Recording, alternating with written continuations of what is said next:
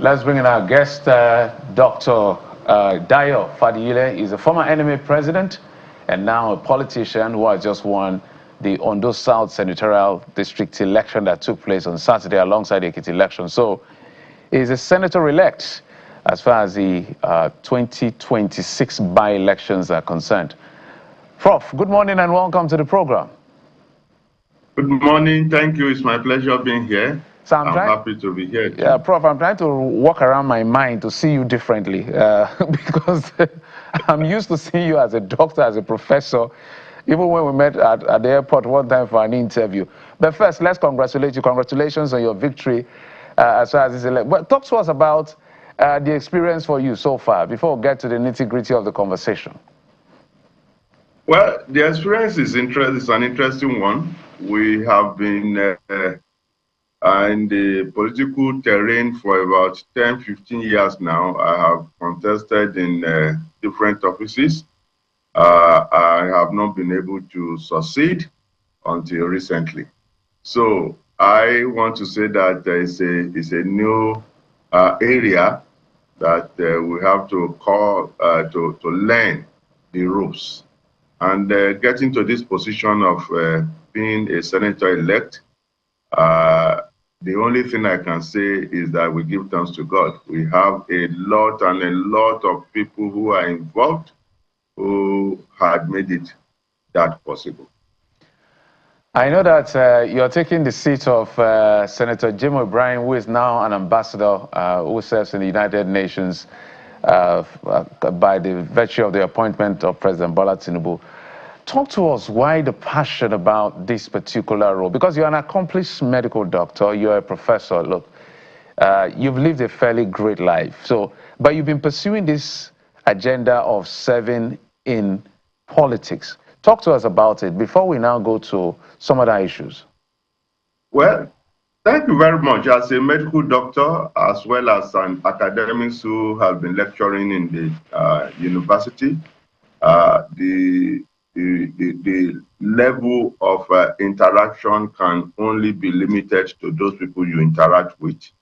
Again, whatever we do at that level is the implementation of policies that are made by different legislators. And again, the experience I have as an academic is also important for us to find a way in which we can bridge the gap between the gown and the town. So I have offered myself also to be that catalyst that if I get into this position of policy formulation, we can put some of those experience into being. However, there is a very wrong impression that you are also showing, which is to look at, I don't want people who have, in your own view, accomplished personality in different fields to be in politics. Everything that is done in this country is going to be affected by the policy that are being made in the different legislative houses, as well as how the implementation is done by the executive. So I sincerely believe that we should have many of us who can stand the fire to be in the political realm. And so we can see that you're all smiles today. Congratulations, it's definitely in order. But talk to us about the performance of INEC during the election. It appears as if, all eyes were on the Ekiti process and, very little attention was paid to the by-elections that were conducted in other states. But there are reports of, concerns around hitches during this exercise. Talk to us about it. Sincerely, if you have to rate INEC at this election, you have to rate them excellent. They did very well. The first area that I was shocked was that the INEC staff, officials at all the polling units got there very punctually. Most polling units have their staff just before 8 a.m. And we have very great INEC officials. They are well trained. and they have good rapport with the people around. Aside that, we also have seamless verification exercise, and by the time you get there, you spend less than 3 minutes, 4 minutes, and you have been given your voters card, the ballot paper to go and vote.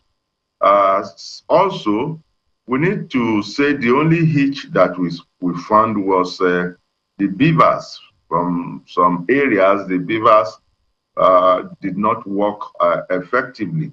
But what INEC did was to have for each ward a technical staff who is to look through the hitches. And those technical staff, as much as I could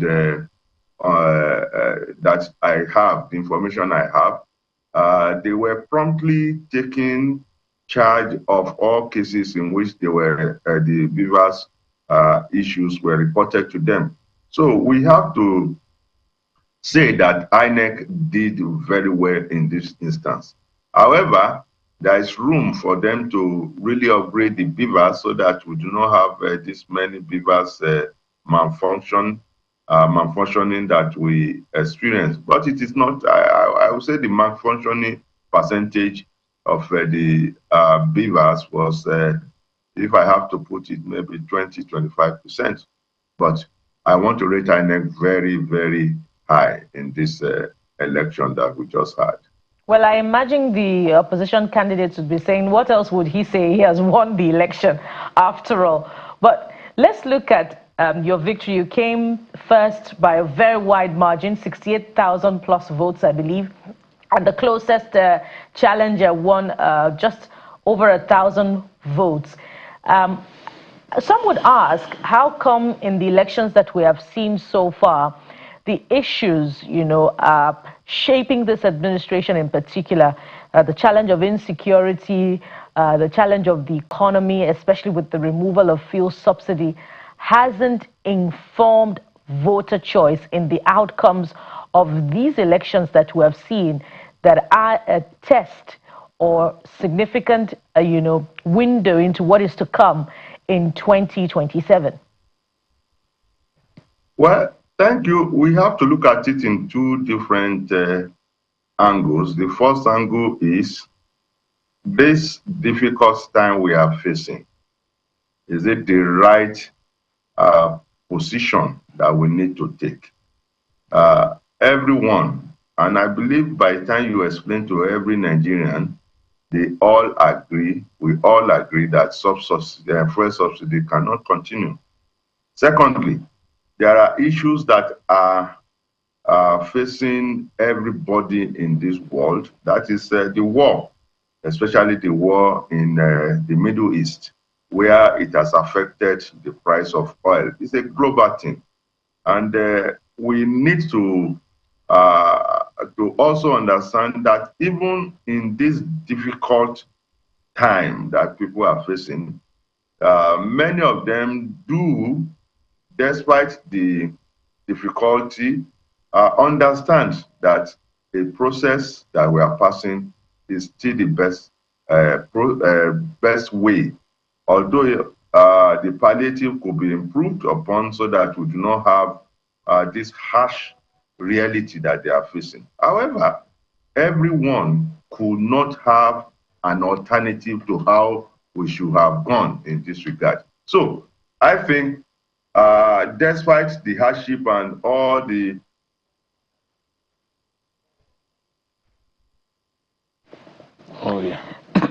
another challenge there with the connectivity. We hope to get Professor Faduyile back. There's so many other aspects that we could, also explore as far as his own experience is concerned. His first field of practice, how it would bring that to bear in his, senatorial engagement. He's back. Yeah, thankfully you're back. So as you conclude your thoughts, why would the people want to, elect an administration that has brought hardship, as you conclude your thoughts? Yes, I have said that they do not, they have, ask anybody, most people agree that that is the right way.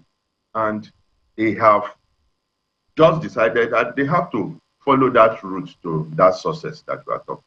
And the second level that I've asked, that I said in my initial thought, was that what are the alternatives available? Which other party is giving a better alternative? Is it the other parties that we contested with? They don't have better alternative. They are just talking rhetoric. So it is better for people to stand with a party who has a definite policy, who they see the trajectory, who they know that at the end of the day we are going to have something good from all the activities. But we must also talk to the people for them to have some patience so that we can have the benefit of all these difficult times that we are facing now. As we wind down, Prof, so let's talk about what you're up against. From your background as an NMA, former NMA president, a scholar yourself, a professor, naturally, I'm sure you may be shifted into the Committee on Health. Now, the Ministry of Health is headed by a professor who is also an accomplished gentleman, Ali Pase, and then Dr. Palibok Banigo, former Deputy Governor of Rivers State. I think she heads the Committee on Health. But the releases, I think that should be 2015 also, the releases of the budget for that committee has been very, just to manage my words, very shameful. 200 and something billion was earmarked. That is the statement of intent for the Ministry of Health. As important, in fact, when you talk about defense, the next thing is education, health. These three ministries, or these three sectors, are crucial to any form of development anywhere in the world, no matter the kinds of democracy or kinds of government they practice. But in our country, as at the time we're doing that conversation, I don't know what it is now, out of over 200 billion, the government has released 36 million naira. Abysmal and very embarrassing. Now you're going in, I'm not giving you your JD, your job description, but that is what you are going to see, because you, as a senator-elect, now going to be senator, you have the power of the purse. What kinds of intervention are you going to be looking at to ensure that the health sector is revitalized? We've seen some efforts, but I'm talking about the budgetary earmarks and releases. Well, thank you very much. I think the most important thing is for us to work with those people you met on grant.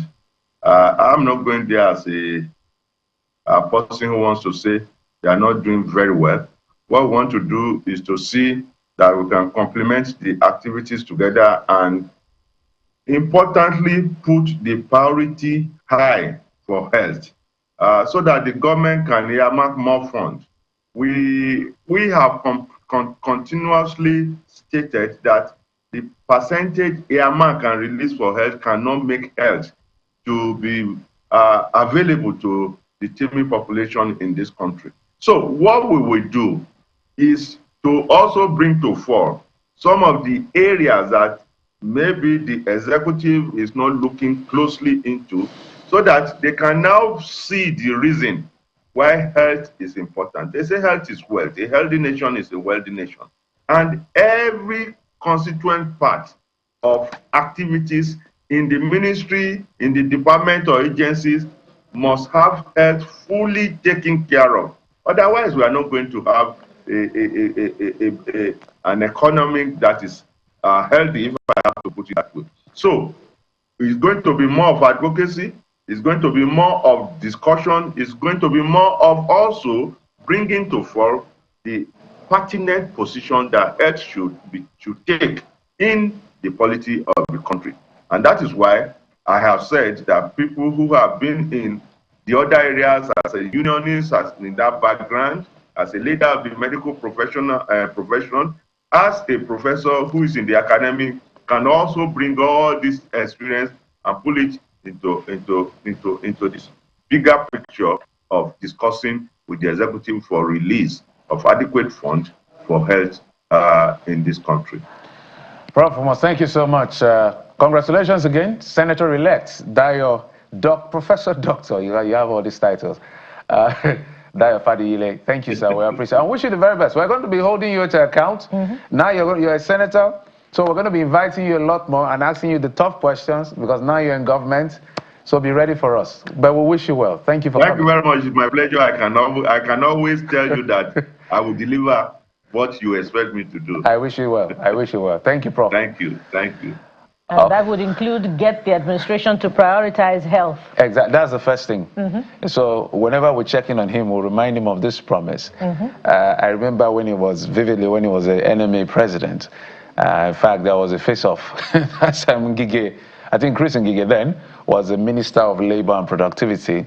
And when the minister, I don't know, I think he made a statement that was in the line of when the doctors were jack buying, that they could go. They could go because like we're a production factory, that kind of.